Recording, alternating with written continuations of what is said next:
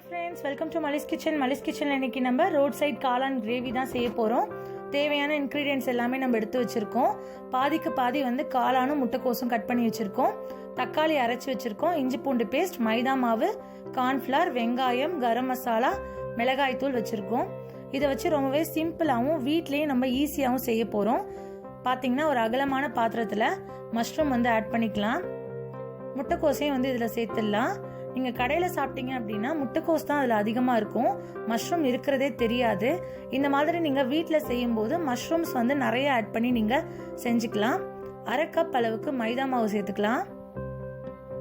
கூடவே 1/4 கப் அளவுக்கு சோள மாவு, 2 ஸ்பூன் அளவுக்கு அரிசி மாவு, மிளகாய் தூளும் கரம் மசாலாவும் இதில் வந்து சேர்த்துக்கோங்க காரத்துக்கு ஏற்ற மாதிரி. இதில் வந்து தேவையான அளவுக்கு சால்ட் சேர்த்துக்கோங்க. சேர்த்துட்டு கையாலேயே நல்லா பிசைஞ்சுக்கோங்க. தண்ணி சேர்க்க வேண்டாம், நம்ம அலசி இருக்கிறதுனால தண்ணி இருக்கும் அதுலேயே. 1 ஸ்பூன் அளவுக்கு இஞ்சி பூண்டு பேஸ்ட் போட்டு நல்லா பிசைஞ்சுக்கோங்க. எண்ணெயில் இந்த மாதிரி பொரிச்சு எடுத்துக்கோங்க. நான் வந்து வடை மாதிரி தட்டி போட்டிருக்கேன், உள்ளே நல்லா வேகும் அப்படின்ட்டு. உங்களுக்கு வேணும் அப்படின்னா நீங்கள் கிள்ளி கிள்ளி கூட போட்டுக்கலாம் சின்ன சின்னதாக. இதை வந்து நல்லா செவந்து வர மாதிரி நம்ம பொரிச்சு எடுத்துக்க போகிறோம். இது வந்து பார்த்தீங்கன்னா குழந்தைங்களுக்குலாம் ரொம்பவே பிடிக்கும், எனக்கே ரொம்ப பிடிக்கும் இந்த மஷ்ரூம். நான் வந்து விடாமல் சாப்பிட்ருவேன். சென்னையில் இருந்தப்போ நான் வந்து அடிக்கடி நான் வந்து கடையில் போயிட்டு சாப்பிட்ருக்கேன். இது இப்போ பாருங்கள் நல்லா செவந்துருச்சு. இதை எடுத்துடலாம். இப்போ வந்து எடுத்து எல்லாத்தையும் ஒரு பிளேட்டில் மாற்றிட்டோம் பாருங்கள். இந்த மாதிரி செவந்து எடுத்து வச்சுக்கோங்க.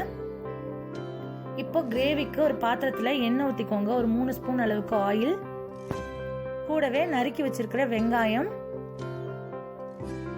போட்டு நல்லா வதக்கிக்கோங்க. சின்ன சின்னதாக கட் பண்ணி வச்சிருக்கேன் ஒரு பெரிய வெங்காயம் எடுத்து. பச்சை மிளகாவும் கருவேப்பிலையும் சேர்த்தாச்சு.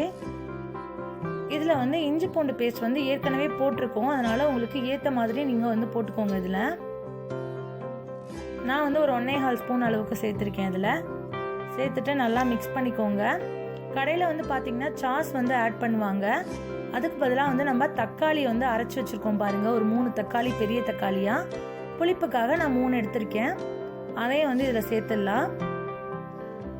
சேர்த்துட்டு இதில் வந்து ஸ்பைசஸும் நம்ம சேர்த்துட்டு நல்லா வதங்க வைக்க போகிறோம். இப்போ வந்து பார்த்தீங்கன்னா இதில் மிளகாய் தூள், மஞ்சள் தூள், கரம் மசாலா இது 3ஐயும் வந்து இதில் ஆட் பண்ணிடலாம். கிரேவிக்கு தேவையான அளவுக்கு உப்பு இதில் வந்து நம்ம சேர்க்க போகிறோம். ஃபர்ஸ்ட் நம்ம பொரிக்கிறதுக்கு தான் நம்ம சேர்த்தோம். இப்போ பாருங்க இதில் வந்து நம்ம உப்பு சேர்த்துடலாம். சேர்த்துட்டு நல்லா தக்காளியோட பச்சை வாசனை போயிட்டு ட்ரை ஆகிற வரைக்கும் வதக்கிக்கலாம். பாருங்க நல்லா வதங்கிடுச்சு. ஸோ இப்போ வந்து கிரேவி பதத்துக்கு வந்து 1 ஸ்பூன் வந்து கல்லம், அதாவது கார்ன்ஃப்ளவரில் நிறைய வந்து தண்ணி ஊற்றிக்கோங்க. 1 கப் அளவுக்கு தண்ணி ஊற்றிக்கோங்க. தண்ணியை கரைச்சிக்கோங்க. இந்த கிரேவி வேண்டாம் அப்படின்னா நீங்கள் டைரெக்டாக அதுலேயே வந்து நீங்கள் காளானை வந்து ஆட் பண்ணிடலாம். இப்போ இந்த தண்ணி இதில் வந்து சேர்த்துடலாம். சேர்த்துட்டு ரொம்ப கொதிக்கணும்ட்டுலாம் இல்லை, லைட்டாக மிக்ஸ் பண்ணி விட்டுக்கிட்டா போதும். பாருங்க இந்த தக்காளியோட கலரே நல்லா கலர்ஃபுல்லாக இருக்கு.